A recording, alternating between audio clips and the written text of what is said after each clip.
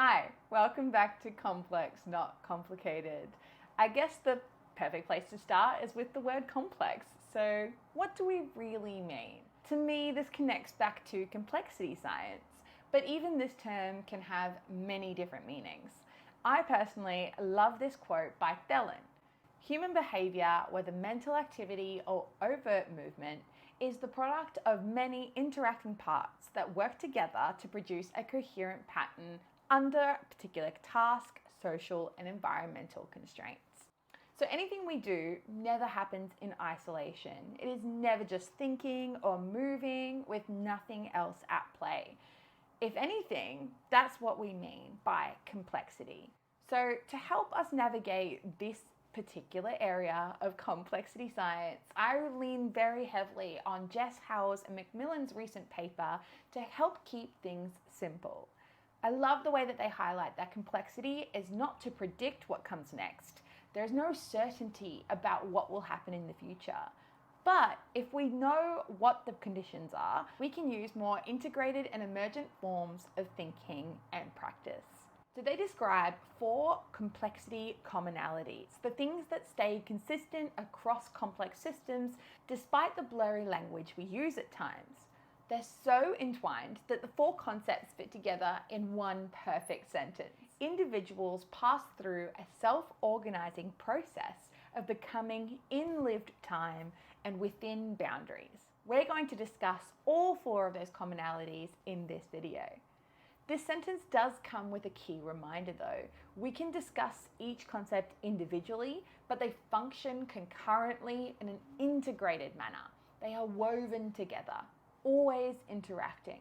Let's start with becoming. Now this requires a shift away from being, which is based on order, predictability, and certainty. In the context of education, we can see our obsession with control in our fixed forms of knowledge and how we transmit it to students in a top-down, linear way. I love the way that Woods and Davids discuss sports scientists in becoming, appreciating that everything we encounter and directly perceive is something on its way to becoming something else, us included.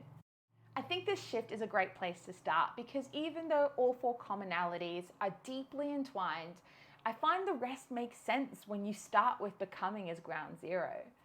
It changes the way we frame thinking, moving, growing, learning. In particular, it contrasts a word that has always annoyed me, potential. But more on that another time. Now, let's move on to lived time.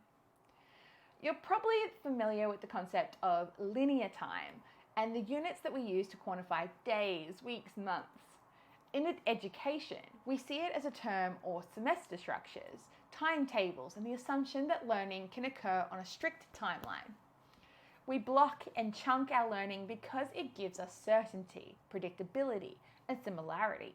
But the risk of overemphasizing linear time means that we try to fit everyone into the same little window and criticize them when they don't fit. This will sound a little Whovian, but the more complex and multi-dimensional lived time is qualitative and non-linear, where past, present, and future actually intertwine. Our present time always interweaves with the past, previous life histories mixing with our current context. We may have a lot in common with others, but we can never be the same because we are a complex amalgamation of our own genetic makeups, previous experiences, and memories.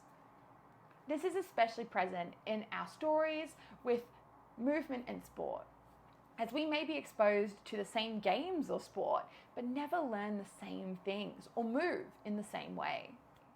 For anyone who's familiar with Avatar: The Last Airbender, I often refer to his reincarnation, all of the avatars that have come before him. This is a great example not just for individuals, but also how our systems and approaches to learning are often reincarnated versions of those who have come before us, if we're not intentional. You're never just coaching the person in front of you. The third commonality is self-organization. The distinction between mechanical systems and complex systems is how their elements interact. Mechanical systems feature pre-programmed interactions in linear, closed-loop manners that generate predictable and repeatable outcomes. I love the example of traffic lights that the authors use here, as I'm the kind of person who can actually predict when our light is about to go green, or which pedestrian light will go off first. A complex system might have some predictable functions. Other interactions are more unpredictable though, because they have the capacity to self-organize. Now this topic will no doubt earn a video of its own, but a quick example that we can use in motor control classes, for instance, is the shift from walking to running. At a particular speed, the movement pattern that allows you to walk no longer works, so you shift smoothly into running. This is based on our goal of staying on the treadmill. If you're headstrong like me and trying to prove a point, you can walk at 9 kilometers an hour out of sheer determination, but I wouldn't recommend it. And last but not least, we come to boundaries.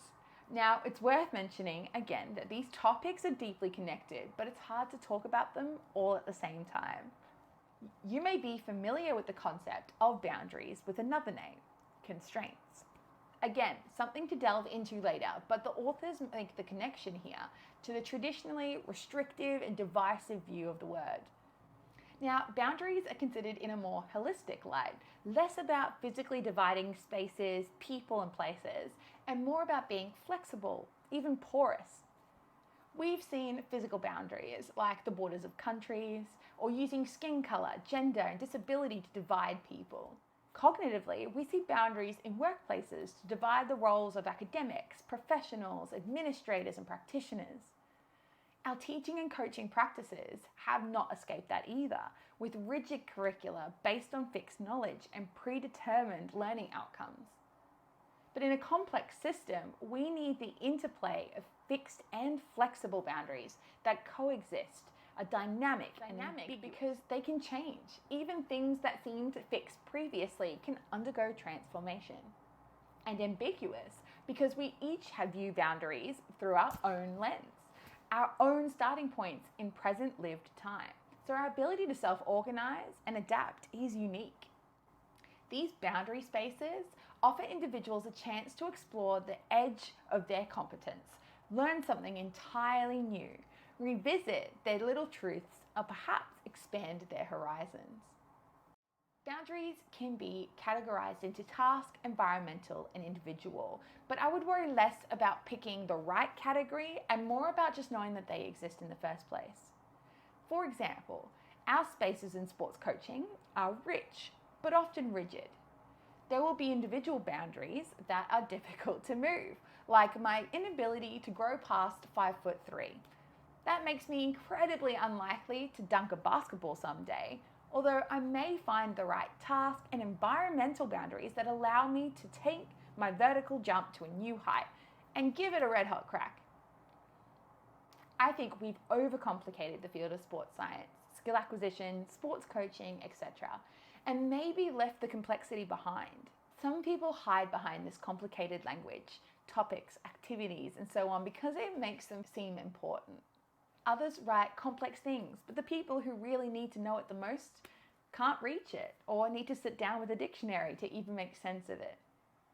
I've often joked that I am the translator of the field because somewhere along the way, I learned to make sense of complex topics in ways that helped others connect with them. I don't want to hide behind complicated anymore. And the complexity is all around us, just waiting for us to learn where to notice it. If I can help you peel back the curtain, even just a little bit, in the smallest way possible, then maybe we're one step closer to moving away from our harmful assumptions, our egocentric ways, and our unintentional harm. So yes, the world is complex, and that means our interactions with it are too. But that doesn't mean that we can't continue to try and know the world better, even if it's just our little corners of it. Besides, your boundary space is probably a lot bigger than you think. And nobody has your ability to self-organize or has your same lived time. So that makes you really special and perfectly ordinary at the same time. What a fun realization. See you next time.